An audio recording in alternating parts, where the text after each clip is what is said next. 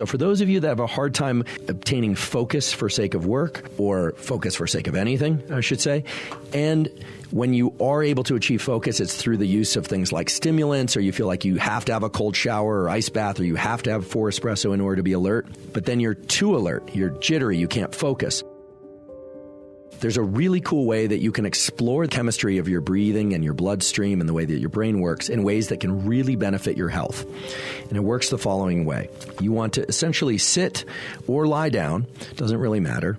You definitely don't want to be anywhere near water. And what you want to do in this case is you're going to breathe in deep, so that's going to increase your heart rate, and then exhale passively by just letting air fall out of your mouth. So it would look something like this.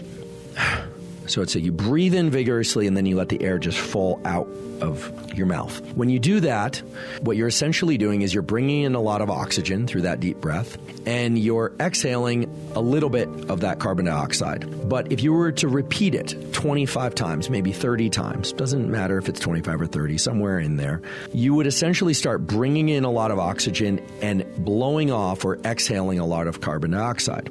So you're actually going to change the chemistry of your internal landscape, and you can then sense it. You can interocept what that is like. And there are some really interesting reasons for wanting to do that. So I'm not going to do all 25 or 30 now. I'll maybe do 5 or 10 so you can get a sense of what it looks like so that it's clear. I'm going to essentially demonstrate now. So it's inhale through the mouth. I am inhaling through the nose.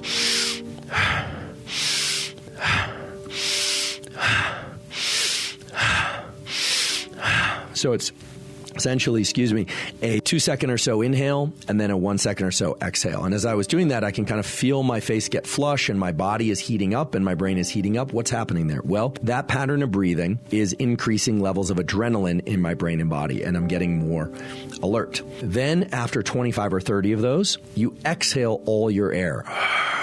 You dump all your air. You can do that with your nose or your mouth. And then you hold your breath with your lungs empty for about 15 to 30 seconds. A very interesting exploration of how you can shift the chemistry of your bloodstream by modulating your air, by modulating the mechanics of your diaphragm and lungs, and thereby shift the way your mind works, your brain.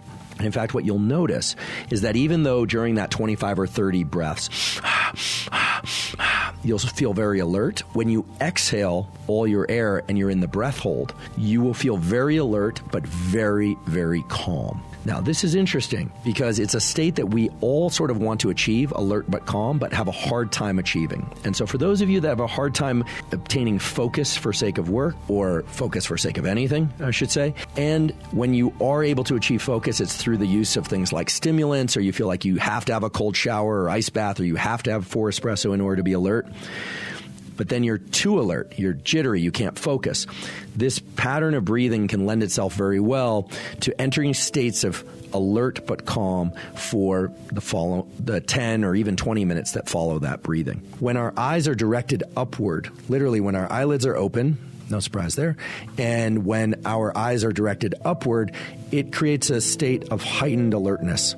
And this has a relationship to the brainstem neurons that create alertness and their control over the muscles of the eye and, believe it or not, the eyelids. Now, it's not the case that if you are absolutely exhausted and you need to feel more alert, that looking upward is going to make you feel wide awake, although it will help support your levels of alertness. The point here is that you can optimize your workstation in a physical way that leverages this aspect of the visual system and your level of alertness. Since most of us want to be awake while we're working, try and position your screen or your tablet, whatever device you happen to be working on, at least at eye level and ideally slightly higher.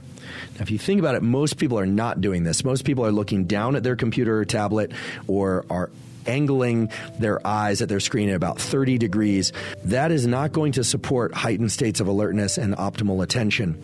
In fact, the opposite relationship between eye position and alertness is also true. When we look down, when our eyelids are slightly closed, it tends to decrease our levels of alertness and increase our levels of sleepiness. I really want to emphasize this, that there's a bidirectional or reciprocal relationship between the brainstem areas that control alertness and the eyes, meaning how alert you are controls how open or closed your eyes are. No surprise there. But also that how open and upward directed your eyes are will increase your levels of alertness. And if your eyes are pointed downward and your eyelids are hooded, like they're slowly closing, like Costello's always are, you'll feel more sleepy, especially if you're somebody who tends to have that mid-morning sleepiness or mid-morning crash. I would do a 90-minute bout of work. Now, why 90 minutes? Well, the brain is going through these 90-minute so-called ultradian cycles throughout the entire day and night. Every 90 minutes, we shift over from being very alert to being less alert and then back to alert again. Here's how it works.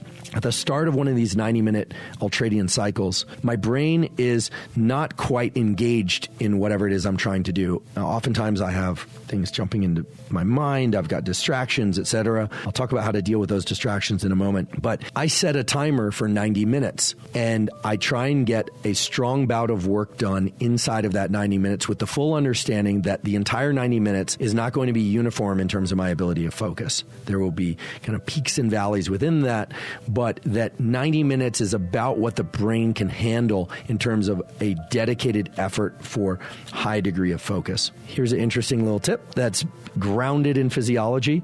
You have a direct neural connection from your bladder to your brainstem areas that increase alertness. This is why when you have to go to the bathroom, when you have to urinate, it is extremely agitating, right? It can be very, very agitating. I'm not encouraging you to get so agitated by filling your bladder so much and resisting going to the bathroom that you are uncomfortable and can't focus. But I generally will just drink liquids and work away, and I won't walk away to go use the bathroom unless I absolutely have to. In addition, I use low-level white noise. This is something that is supported by quality peer-reviewed data.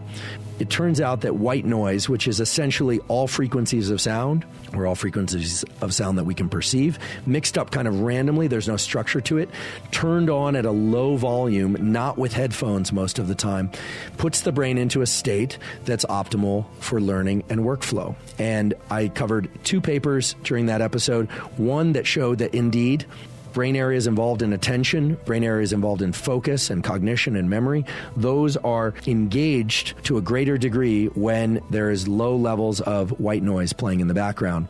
The other paper that's really interesting did brain imaging and showed that areas of the brain that are associated with dopamine release are increased by low levels of white noise. Dopamine release is associated not just with pleasure, but with motivation and craving.